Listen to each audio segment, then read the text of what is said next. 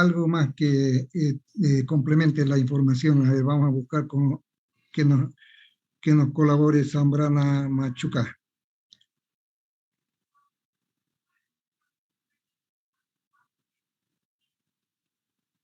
¿Qué más podría decir?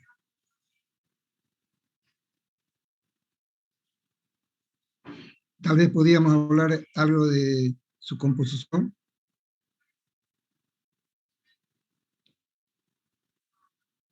¿Qué elementos son los que intervienen en su composición? Bueno, podríamos decir que es un material natural, ¿no? Se lo usa en su estado natural en realidad. Pero, ¿qué es lo que lo compone? ¿Qué elementos químicos compone la madera principalmente?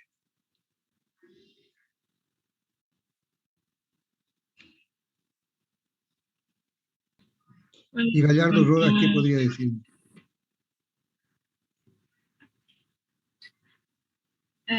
Podría contener agua, ¿no?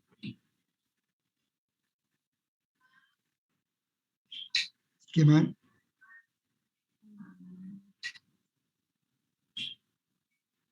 Buenos días, ingeniero. Su composición química es de carbono, oxígeno, hidrógeno, nitrógeno y otros componentes más.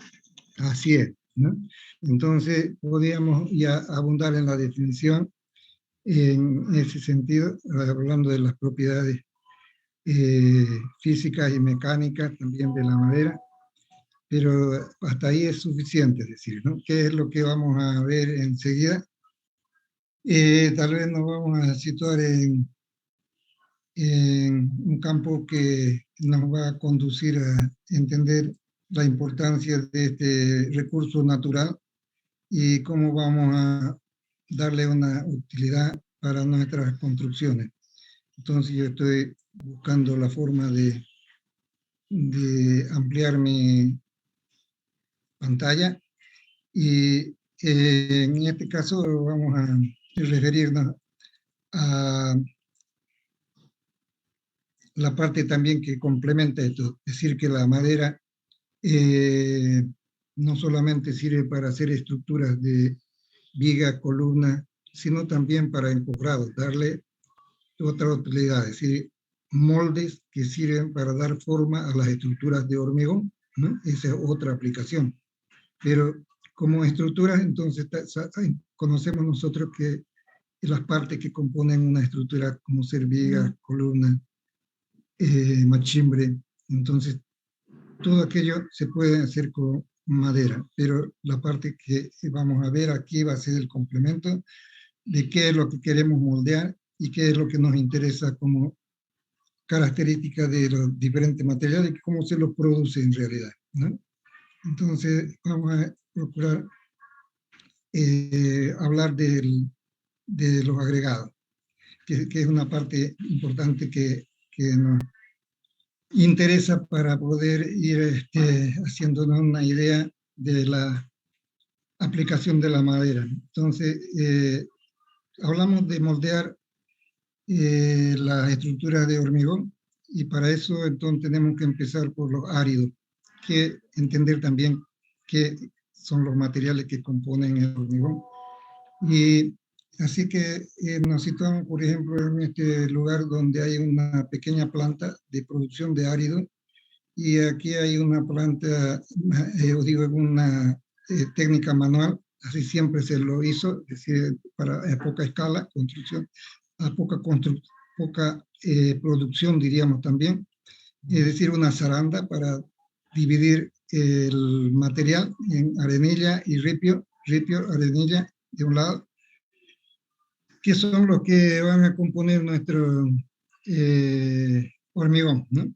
Pero la producción mecanizada se la hace, para que tengan una idea, ya a partir de esta época, diríamos que es una técnica reciente que se empezó a aplicar desde esta época, cuando la construcción en altura entonces se desarrolla, es decir, que estamos hablando de edificios de varios pisos, entonces ya la producción manual entonces quedó fuera de lugar y ya una producción mecanizada. Así que, ¿en qué consiste esto? Es decir, que se hace una fosa, digamos, en el lecho del río, en este caso, imaginémonos que estamos en el río Piraí, hacer una fosa donde aparecen los áridos, es decir, por ordenados en su granulometría, y podemos entonces disponer de una bomba de tubería de 6 pulgadas, con tubería de 6 pulgadas para la impulsión, y eso depositarlo en una parte superior para que por gravedad ella vaya recorriendo este camino y vaya seleccionándose en forma automática el material, ¿no? Y aquí tenemos entonces las 3 granulometrías que nos interesan de árido. Sería ripio, arenilla y arena, ¿no? Finalmente la arena, que es la que se deposita acá, es la que sirve para revoque, ¿no? Es decir, el fin, aquí lo podemos ir anotando, ¿no? Esto solamente para revoque, esta arenilla es para hormigón, ¿no? Y este ripio, desde luego, para hormigón también. Aquí, para que no se desborde esto, puede haber un cilindro que puede ser, imagínense, digamos, un turril arriba, para que no salpique esto, no se desborde, ¿no? Para guiar su caída. Y esto es por gravedad que se hace, ¿no? Entonces, una producción automática, esto se va produciendo en forma continua. Una bomba también adicional, bomba de pequeña potencia para 2 pulgadas, que sirve esto para ir acopiando el material, es decir, se va aflojando de esta parte, de esta ladera, se va aflojando y se va alimentando la succión de la bomba principal. Eso es lo que utilizamos hasta ahora, pero hay otra forma también de producir lo que es enchancadora, ¿no? Son máquinas mucho más caras, es decir, que tienen la función de triturar el material, las piedras, triturarlas y seleccionarlas por tamaños, ¿no? Entonces puede ser de esa manera. Vean ustedes que el mecanismo ya en la práctica, así cuando lo vemos en producción, son bien rudimentarios, diríamos esto, porque en la época de lluvia tienen que retirar esto en la medida que les advierten de que va a haber una crecida. Entonces tienen que retirarlo y es fácil retirar los palos y todas estas partes que son de pequeña dimensión, ¿no? Y entonces, eso es lo que se hace actualmente. Ustedes pueden ver a lo largo del río Piraí que hay este sistema de producción. Y es así, aquí están las bombas ya con fotografía, la fosa, ¿no? Producción, material, luego, eso es, ¿no? Cuando hablamos del encofrado, podríamos darle como definición de que son los moldes que sirven para dar la forma a las estructuras de hormigón, especialmente, ¿no? Y cuando conocemos esa definición, tenemos que tener la certeza de que sea un material que reúna ciertas características importantes. La anotamos como resistencia, que tenga duración, que tenga trabajabilidad, que tenga economía, que sea económico el material. Cuando hablamos de resistencia, desde luego estamos entendiendo de qué se trata, la duración también. La trabajabilidad tal vez habría que explicarla, decir de que si sea una madera que con facilidad, por ejemplo, se pueda cerrar, ¿no? Cortar, y que pueda aceptar también con facilidad, pueda aceptar los clavos para la unión, ¿no? Y la economía, desde luego, que tendrá que jugar un papel importante para el costo de la estructura. El ítem de encobrado es bastante significativo en una composición de precios para el hormigón, y entonces la economía está apoyada también en lo que se refiere a la repetición de uso. ¿Qué significa esa repetición de usos?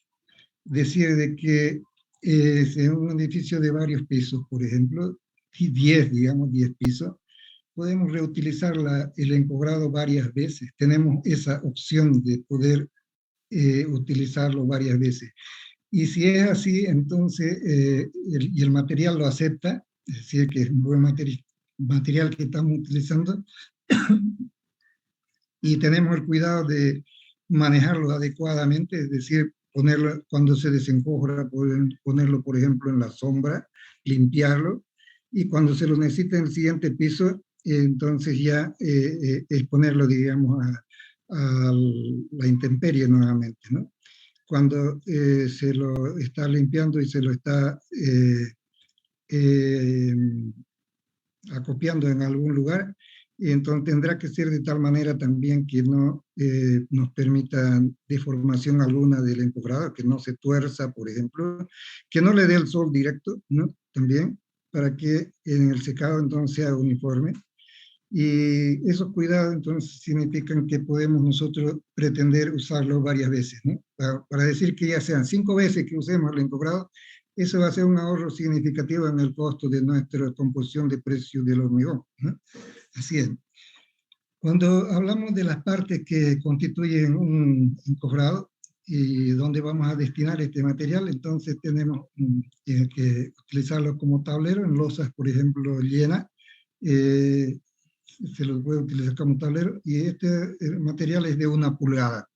1 pulgada, y la madera que sugerida tal vez aquí para que ustedes se sitúen, y cuando vayan a un aserradero que puedan preguntar, cuando tengan que cotizar también, ya saber los nombres de estos materiales, ¿no? Por ejemplo, una madera que se usa bastante y tiene una repetición de uso importante, yesquero, ¿no? Después, Vigosi en menor calidad ya, 8 también, ¿no? Y las maderas multilaminadas, estas son las maderas multilaminadas son maderas las maderas multilaminadas son maderas que se fabrican ya con varias láminas y se va encolando con una disposición de las fibras de forma ortogonal.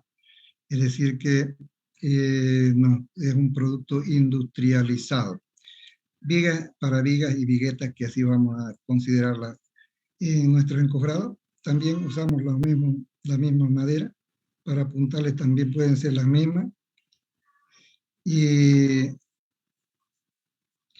cuando son puntales de madera cerrada, ¿no?, podríamos exigir que en las normas que no sean menores de 3 por 3 pulgadas, como mínimo sería 3 por 3 pulgadas. Entonces, cuando son rollizos, podemos decir que sean de 4 pulgadas, ¿no?, mayores a 4 pulgadas, porque estos no son rectos, completamente rectos, ¿no?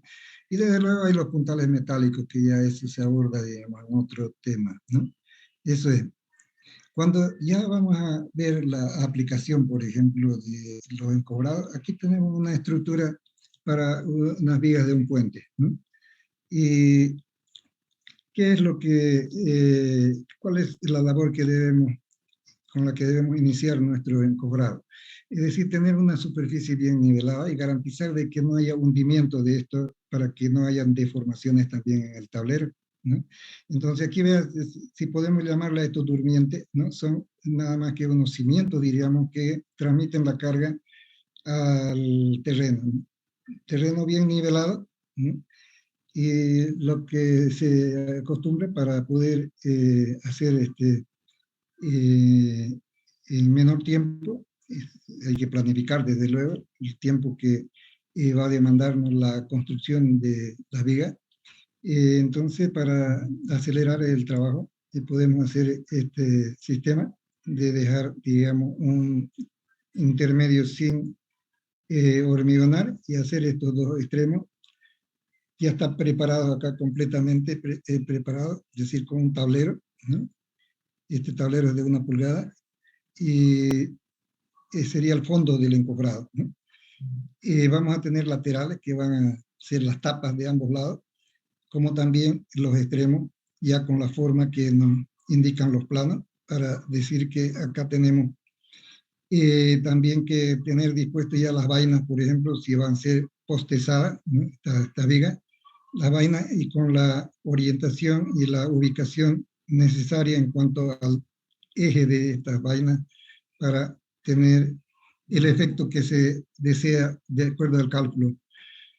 Pero lo que nos interesa entonces es esta composición, que esto podemos llamar estribos, estribos, ¿no? Y esta es como armadura de piel, si quieren, armaduras principales arriba también y abajo, ¿no?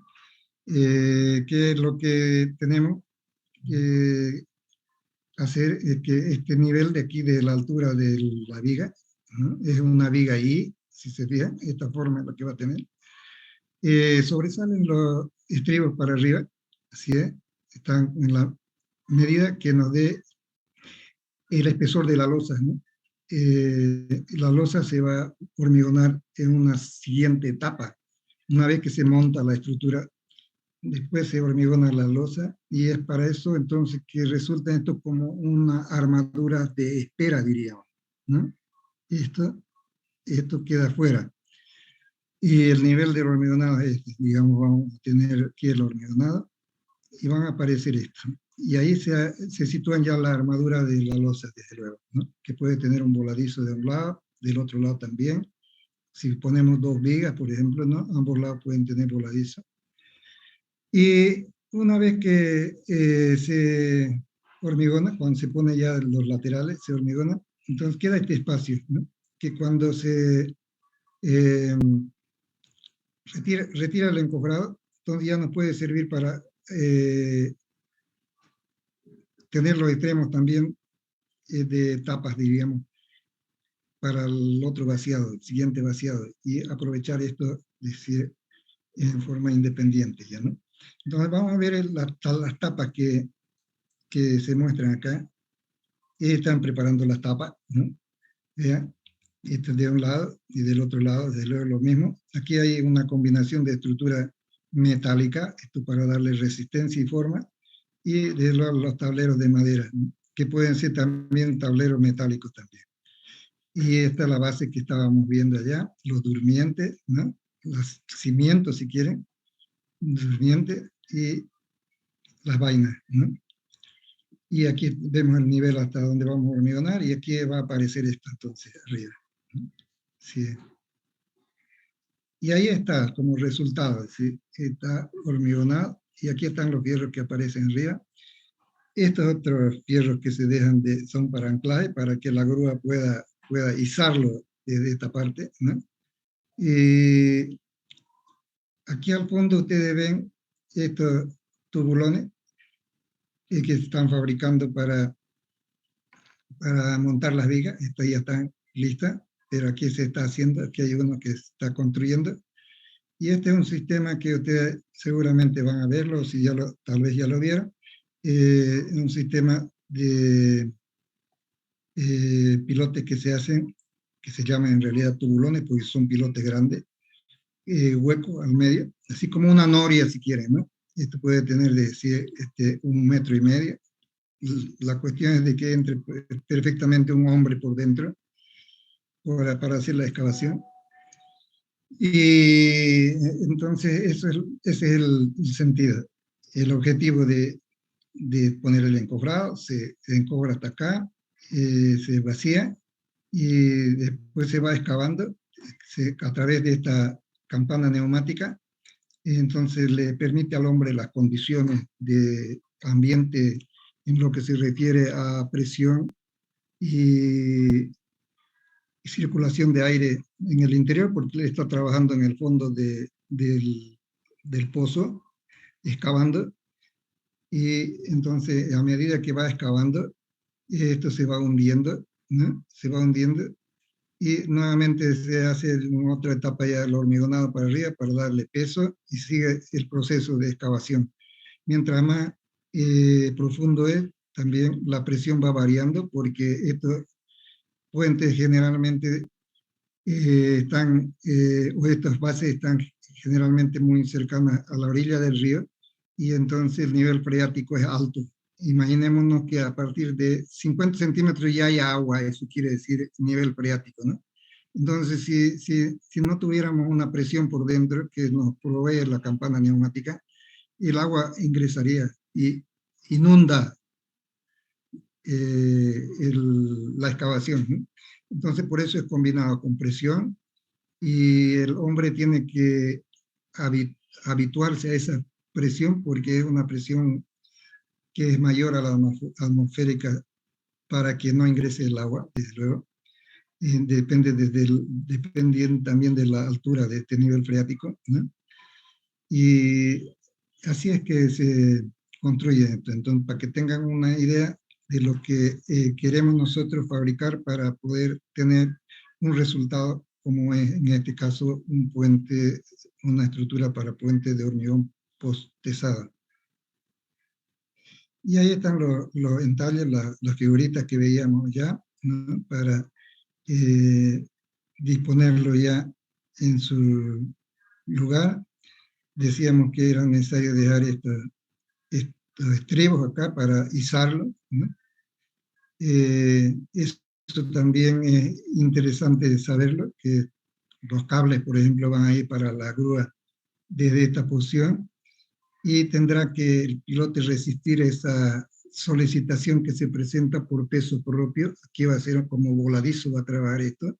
Aquí va a tener un apoyo y otro apoyo. Entonces aquí va a haber un momento flector que traccione esta parte, ¿no? Traccione esta parte, entonces tiene que ser la armadura capaz también para esa etapa constructiva, ser capaz de resistir esos esfuerzos, ¿no? Del pilote o de la viga. Esto que ven acá, esta parte marcada como punzada acá, entonces son tubos que se dejan huequitos, ¿no? Han quedado como huecos, pero son tubos de PVC que puede dejarse para insertar un perno, ¿no? Para la armadura, para el tablero lateral, para fijar el tablero lateral, que se lo recupera luego. Entonces se lo saca y queda el huequito, habrá que taparlo luego, ese huequito, ¿no? Como hacer un hormigón visto. Esto que están viendo es de la carretera a Roboré, ¿no? Un puente que está cerca de Roboré. Ya está desde luego en servicio, desde hace unos 10 años atrás. Y ya está en servicio, y es una carretera bien construida, ¿no? Muy conservada hasta ahora, por lo menos, ¿no? En los 10 años ya que tiene.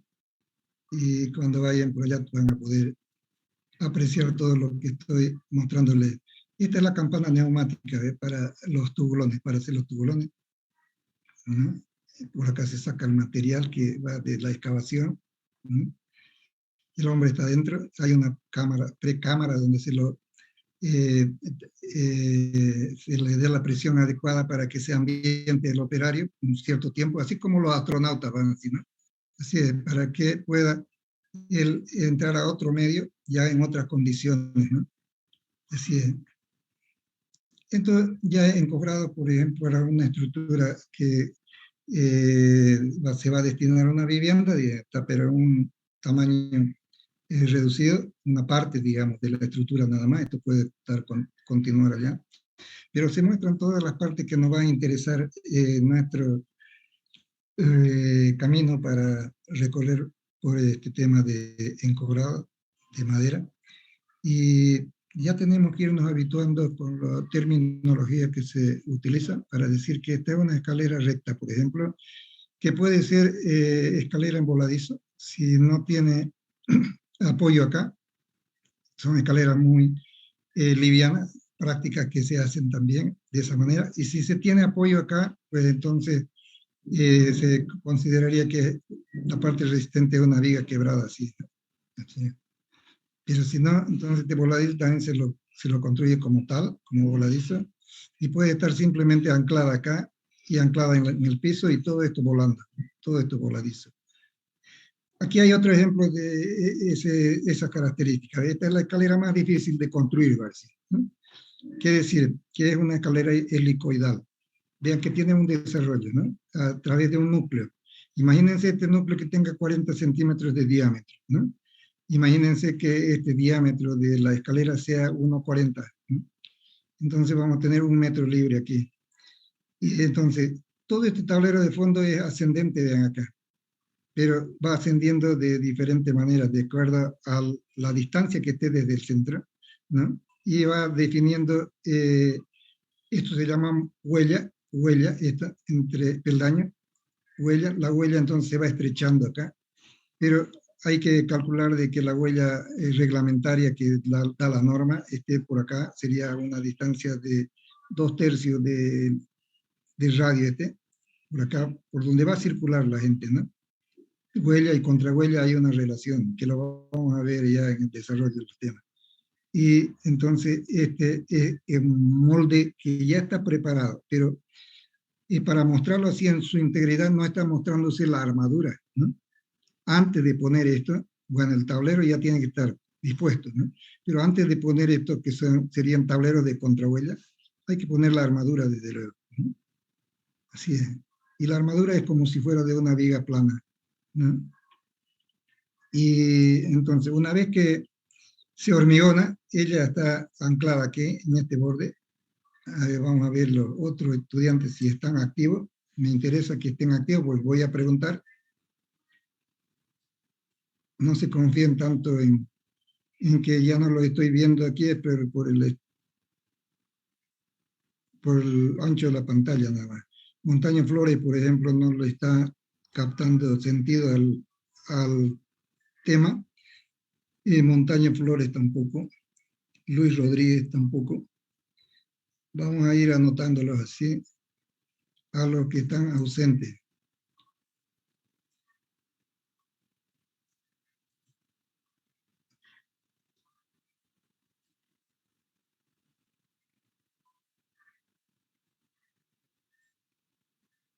Eso están bien. Esos son los buenos. Aquí hay algunos malos ya, que están durmiendo.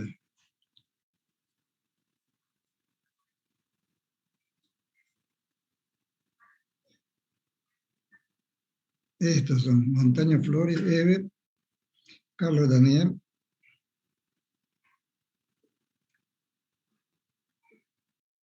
Y hay algunos que entran y se salen. También lo registra el Zoom. Bueno, decíamos entonces que una vez que se construye esta escalera, se hormigona, al desencobrar hay que tirar todo este encobrado que se ve acá, inclusive esta columna falsa también. Esta es una columna falsa de apoyo nada más. Todo se retira y queda la losa como si fuera una viga de plana, empotrada aquí puede ser en la cimentación o en la losa del piso y agarrado en la otra losa, ¿no? Entonces todo esto está emboladizo en realidad, sí, ¿eh? Así es, queda una escalera muy atractiva, muy bonita, muy limpia, diríamos, ¿no? Para mostrarla, como un ornamento, ¿no? Bueno, y finalmente entonces aquí las otras partes que ustedes ya están habituados a conocer, estas son aligerados, esta es una vigueta de hormigón pretensado, y esta es una losa llena. El tablero se hace, es para que tengan una idea, ¿no? Tablero, vigueta, son viguetas, vigas aquí abajo. Debajo de las vigas van los puntales. Las viguetas dan sustento al tablero. Limitan este espacio de flexión del tablero. Definen esta distancia que se calcula, ¿no? Para que no se deforme la losa. Eso hasta ahí. Entonces ahora yo voy a empezar a preguntar a ver cuál es el grado de asimilación que tiene. Y vamos a ver cuáles son los buenos y cuáles son los malos. Aquí estamos. Ya, y vamos a empezar con Montaña Flores, Ever. Montaña Flores, Ever. Decíamos que nos interesa conocer las partes que constituyen, partes constitutivas del hormigón. A ver, ¿puedes citárnoslas rápidamente?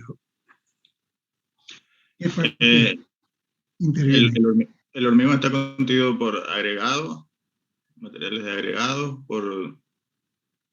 que sería el mortero y las estructuras de acero, digamos. Ya, cuando decimos hormigón armado, ¿no? Pero, ¿qué cree que interviene? Decir, entonces interviene ripio, arenilla, Arenilla, ¿no? agua y cemento. Cemento, ¿no? Así es, eso es lo base fundamental.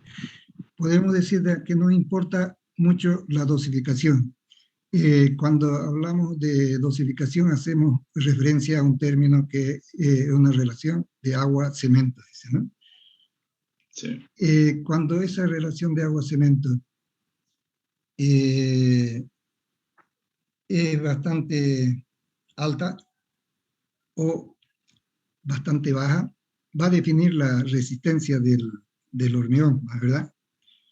Sí, Entonces es porque importante en la dosificación hacer referencia a esa relación agua-cemento y también a otra, en el control del hormigón, otra característica que sería la consistencia, ¿no? ¿Qué podría decir de la consistencia, Montaño Flores? ¿Qué es la consistencia? eso sería lo que nos da un hormigón plástico Eso está bien. Fluido. Fluido o Hay seco, otro. ¿no? Sí, eso. Sí, eso. Así es. Entonces, es importante entonces saber esos límites, ¿no? Que definen ese grado de consistencia, ¿no? Y Sí. cuando uno tiene que referirse, por ejemplo, al hormigón para el que va a calcular la estructura, es decir, estamos hablando de la estructura de madera, ¿no? Del encofrado. Entonces, tendrá que hacerlo de tal manera que nos importe mucho el empuje que va a tener ese hormigón, especialmente para los paramentos verticales, por ejemplo, los tableros verticales, ¿no? Laterales van a sufrir una presión horizontal, ¿no? Sí, al momento Un del empuje. fraguado, el hormigón va a empujar a las paredes laterales. Así es, las paredes laterales. Entonces, si es seco, el hormigón seco va a tener menor empuje, ¿no? Sí. Si es fluido, va a tener el máximo empuje. Pero Sí. entonces, seguramente que no vamos a calcular para el seco, ni vamos a calcular para el fluido, sino vamos a calcular para una consistencia normal que llamamos. La consistencia normal es un material pastoso, ¿no? ¿Qué rango de asentamiento puede aceptarse para esa El consistencia? rango es entre 0,6 y 0,8. No, asentamiento estamos hablando. En el cono de Abraham. En centímetros, ¿no? Sí, puede ser en centímetros, en pulgadas. Es lo mismo, 6 centímetros, si mal no me equivoco. Ya, bien, bien, Montaño, está bien, te defendiste muy bien. Le pregunto a Pérez a ver que nos complemente, qué consideraría una consistencia normal entre qué rango de asentamiento.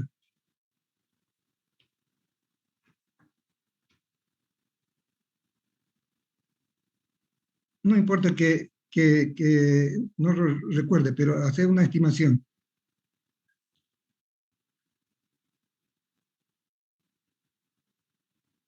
¿Cuántas pulgadas? Sabemos que el cono de Abraham es una de las herramientas que utilizamos para el asentamiento, y el cono de Abraham tiene dimensiones estandarizadas, ¿no? Entonces, ¿podrías decirnos qué dimensiones estandarizadas son las del cono de Abraham?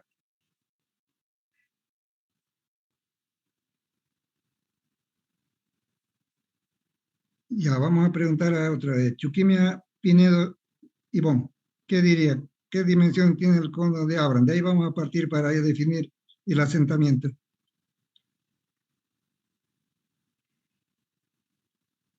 Eso se hace en el laboratorio en lo que se refiere a tecnología del hormigón, ¿verdad? Vean que todo eso nos sirve para juntarlo ahora y hacer nuestro estudio del comportamiento de la madera cuando se ve sometido a esfuerzo por el hormigón. Cuando hablamos entonces de Gómez Arevilca, quería hablar. ¿Qué decía Gómez Arevilca? No, ingeniero, solo quería decir que la altura del cono es de 30 centímetros. ¿Cuánto? 30. 30, así es. Y la Y su dimensión superior, o sea, el diámetro superior es ¿cuánto? 20. Y el 20. menor 10. El menor 10, entonces, ya, 10, 20. Así es, ¿no? ¿Seguro? Sí, sí, ingeniero. Ya, cuando uno quiere recordarlo con más facilidad, lo entiende mejor en pulgadas. Entonces, ¿cuántas pulgadas sería la altura? Porque nos basamos en normas americanas y esas están en pulgadas, todas estas pulgadas. 12, ¿no? Como 12, 11 pulgadas. 12 pulgadas. Entonces, el diámetro inferior, 8 pulgadas y 4. 8 pulgadas, dice, y es 4 pulgadas. Así es. ¿Y el cilindro? Ya, el cilindro le vamos a dejar que nos hable Chuquimia. ¿El cilindro qué dimensiones tiene que tener? Vean que todo esto nos sirve para el control de la calidad del hormigón. el cilindro, ingeniero. Las dimensiones del cilindro. Yo Testigo. Yo lo tengo en centímetros, igual todavía la base de abajo es 20, la de arriba es 10 y 30. Y según según recuerdo la consistencia normal para un hormigón, creo que es ¿Y a qué, entre 6 y 8. y a qué dice Saldías Camacho? ¿Está de acuerdo? Las dimensiones del cilindro. Sí, ingeniero.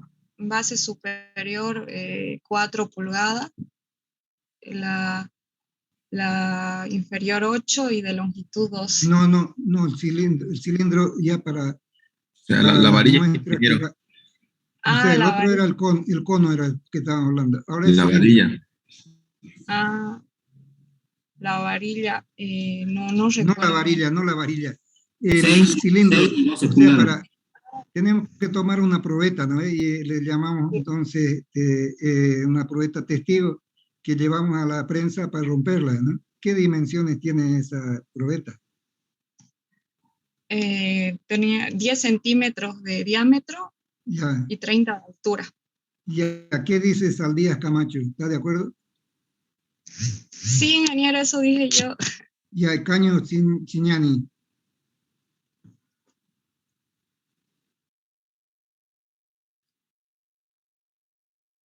Ahora está mejor, creo, ¿no? Pero no es tanto como 15. Bueno, pero hablemos en pulgadas entonces. 6 por 12 pulgadas. Así es, 6 por 12 pulgadas. Vean que todo esto tiene importancia el hecho también de que cómo vamos a apisonar el material. A ver, Díaz Espinosa nos dice, ¿cómo apisonamos el material en el cilindro? El cilindro se apisona por capa. Si mal no recuerdo, se divide entre 3 capas y se da 25 golpes por cada Ya. Entonces, Enrique Arteaga va a complementar. ¿Está de acuerdo? Sí, ingeniero. A ver, repetirlo en forma rápida entonces.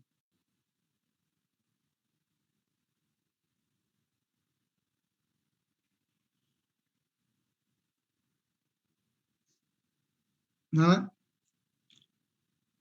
Núñez Saavedra, que dice. La compactación en el cilindro. Sí, estoy de acuerdo con el compañero que eran 25 golpes 25, con... 25 golpes y 3 capas, dice, ¿no? Sí, 3 capas creo que era de 10 centímetros cada. Ahora la pregunta es, el pisón, o sea, la varilla, ¿qué dimensiones debe tener?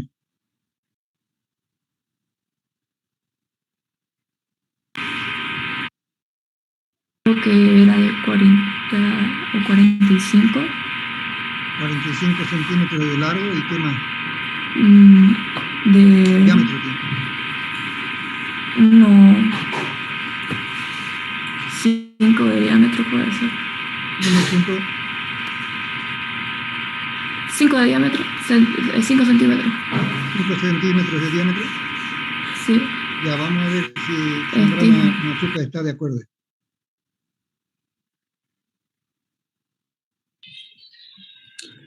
Ingeniero, es de 5 octavos de pulgada el diámetro y la altura son 60 centímetros. Así es. Entonces, si queremos acordarnos en pulgada o en unidad inglesa, sería 2 pies de longitud. Así es, ¿no? Y el diámetro, 5 octavos. Puede ser un fierro corrugado con el que compactemos, o tiene que ser liso. Es liso, ¿no? Ya. ¿Qué es lo que sigue? Vean que esa condición que se da de 15 golpes por 3 capas tiene alguna importancia. Uno diría, ¿por qué no lo hago con más golpes? ¿O por qué no lo hago con menos golpes? ¿Y por qué no lo hago de una sola vez, una capa completa? Algo que uno entiende de que se reproducen las condiciones en que va a estar el hormigón en la obra colocado, ¿no? y vibrado. Es decir, reproducir esas condiciones, en otras palabras. No exagerar tampoco con los golpes. ¿Qué es lo que significa, por ejemplo, el hecho de vibrar? Si metemos una vibradora, ¿y por qué no metemos una vibradora mejor en el cilindro, uno diría, ¿no? Entonces, es una masa muy pequeña de hormigón, ¿no? Para la dimensión y de la vibradora. Y entonces va a haber segregación de material seguramente, dispersión de materiales, ¿no? Entonces no sirve tampoco hacerlo de esa manera. Si bien hay algunas mesas vibradoras que ya en los laboratorios se usan para no estar apisonando cada vez 25 golpes, pero esas ya están graduadas de tal manera que las vibraciones reproducen esas condiciones que van a estar en la obra, para decir, el material en la obra. ¿Qué es lo importante también recordar? Por ejemplo, que cuando se está hormigonando, ¿no? Hay una prohibición de no vibrar la armadura, no poner la vibradora en contacto con la armadura. ¿Qué importancia o por qué esa prohibición? Nos preguntaríamos. A ver qué diría. Vamos a ir para adelante. Aquí ya hemos hablado con ellos. Aquí vamos a buscar otro.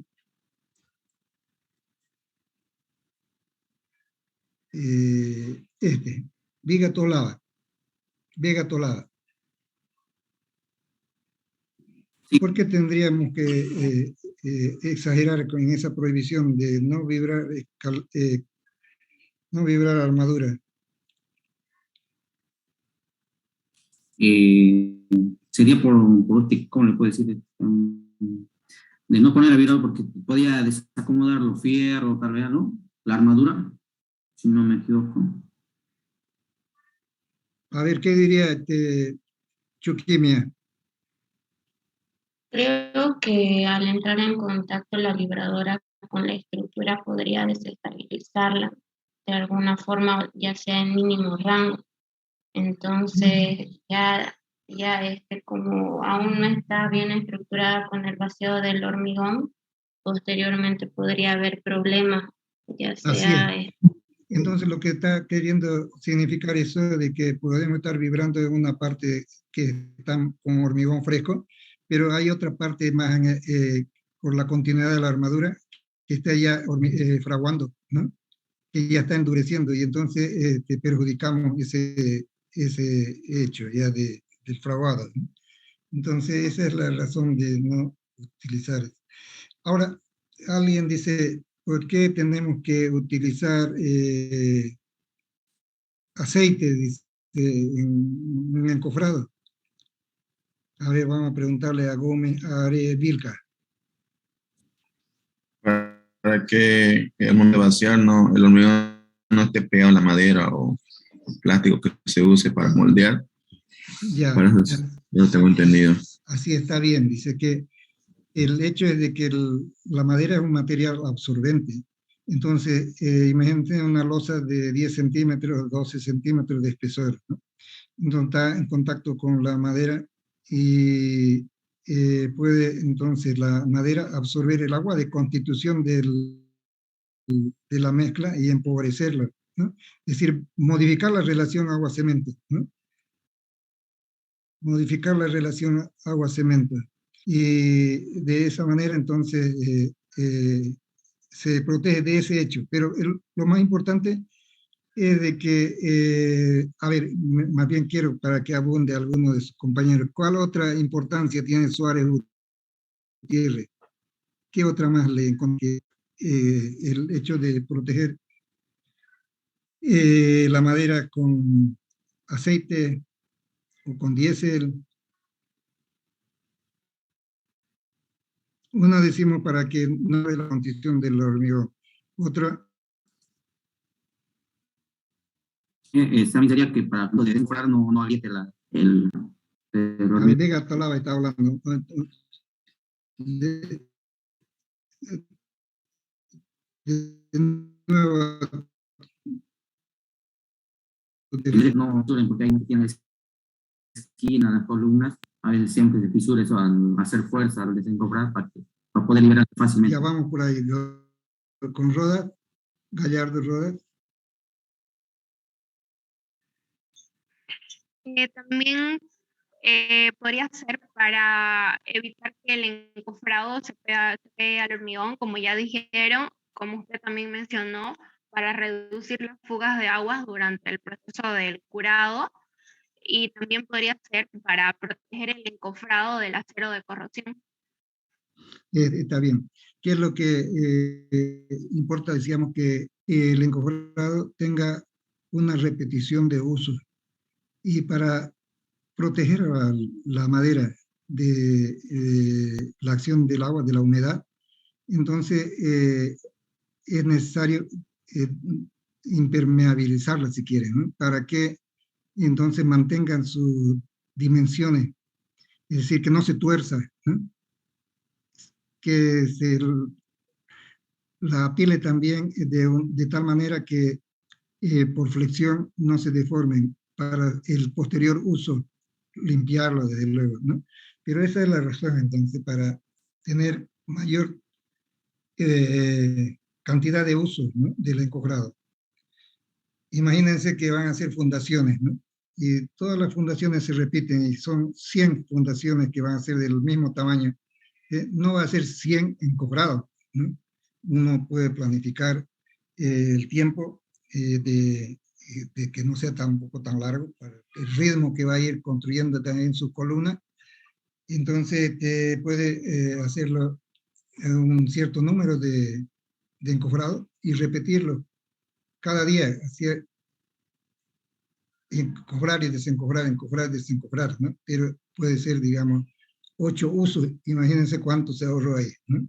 Mano de obra, ¿no? Y material. Entonces, ahí está la habilidad del ingeniero, es decir, de proponer el número de uso para no copiar de fórmulas que establecen tal vez alguna revista, ¿no? Es decir, póngale 2 usos, 3 usos. Entonces, tiene que, desde luego, saber interpretar bien los planos, cuáles son las partes que se repiten y establecer tal vez un número de usos que pueda significar. Y esa aplicación va a disminuir entonces la cantidad de madera por metro cúbico de hormigón, porque así se cotiza, ¿no? Por metro cúbico de hormigón. No es lo mismo un valor para zapata, ¿no? Metro cúbico de hormigón de zapata, metro cúbico de hormigón de columna, porque tienen diferente cantidad de madera entra diferente cantidad de madera. Entonces, para cada uno hay que sacar, ¿no? Para vigas, por ejemplo, tampoco, ¿no? Para losas, todos son diferentes. Pero igual también ustedes tal vez se han habituado a hacer algún cálculo para presupuesto en lo que se refiere ítem de acero, ¿no? También se habla de cuantía, tantos kilos de armadura por metro cúbico de hormigón. Puede ser 30, por ejemplo, ¿no? 30 kilos por metro cúbico, pero en una columna puede ser 140, ¿no? En una losa llena puede ser 60, 80. Son diferentes, ¿eh? Entonces hay que separar eso, por ejemplo. Cobre, la armadura por separado, dice, ¿no? Por kilo, mejor es. No por hormigón armado de cimiento, hormigón armado de columna. Mejor por kilo, ¿no?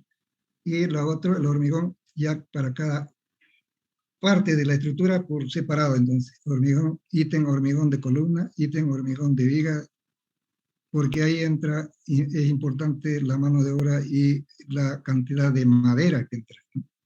Así es.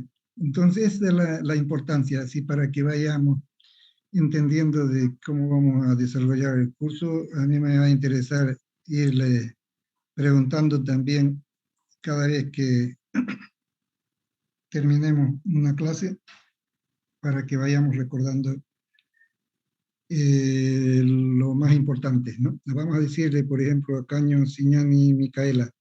Caño, Signani, Micaela. Cuando hablábamos de puntales para encofrado, decíamos que había una dimensión mínima para madera aserrada, puntales de madera aserrada. ¿Qué dimensión mínima es la que establecíamos? Eso por norma, ¿no?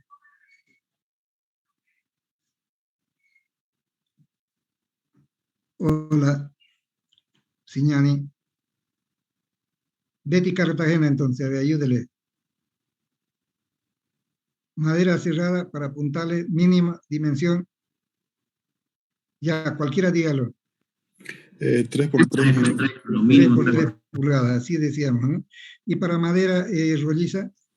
4 por 4 por 4 por 4. ¿Ve? Todo eso tienen que ir reteniendo en la mente. No es muy difícil recordarlo, ¿no? 4 por 4 dice. Cierto. Cuando van a pedir, por ejemplo, material, es decir, hormigón, se habla de tamaño máximo de agregado, que es importante. Estamos diciendo de que toda esta tecnología del hormigón debemos tenerla presente para saber cuáles son los empujes que desarrolla nuestro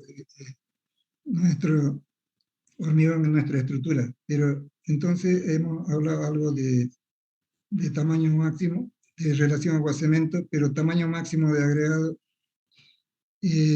para hormigón bombeado, por ejemplo, ¿qué tamaño máximo es usual? ¿O en qué se fundamenta el tamaño máximo? Y eso es de tecnología también.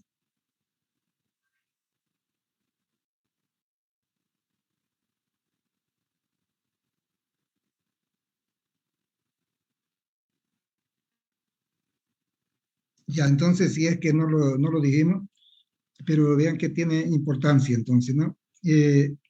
Está en función del espesor del elemento que se va a proponer o construir, el tamaño, ¿no? Tamaño máximo. Pero también está en función de la separación de la armadura, por ejemplo. No podemos poner una armadura tan ceñida con dimensiones de tamaño máximo grande, ¿no? Pero también está en función de la capacidad de la bomba, ¿no? Es decir, normalmente las hormigoneras, pues, cuando se tratan de losas, por ejemplo, aligeradas, son dimensiones pequeñas, ¿no? En vigueta, 10 centímetros, en espesor de losa, 5 centímetros, ¿no? Hay tamaño máximo 1 pulgada, ¿no? 1 pulgada. Si el diámetro de la losita es de 2 pulgadas, entonces 1 pulgada, ¿no? Para que tenga recubrimiento del hormigón, o el árido, ¿no? Que tenga el recubrimiento, ¿eh? Entonces eso también es importante. Ya, ¿qué más hablábamos? Finalmente, vamos a buscarlo a Herrera Áñez, José. Herrera Áñez José, ya nos ayudó Herrera Áñez José antes, cierto. Ya, cuando hablábamos de ese encofrado para vigas postezadas, para un puente, ¿no? De vigas postezadas. En la primera etapa dijimos de que teníamos que dejar los estribos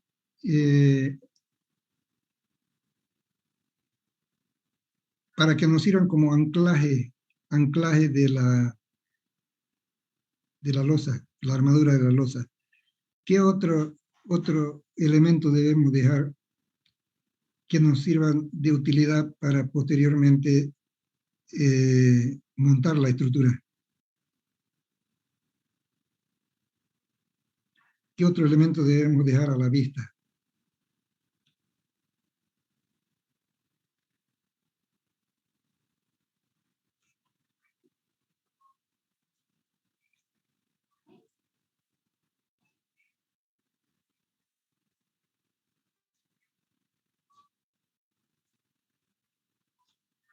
A ver si recuerda. Quedaban, creo, unos fierros para la grúa, para que la grúa pueda sujetarla. Así es. Entonces deberíamos dejar para anclajes para izar la columna, o digo la viga, ¿no? También que quede embebido dentro del hormigón, y eso nos facilita entonces el montaje. Si no, sería muy complicado hacerlo de otra manera. Eso es importante.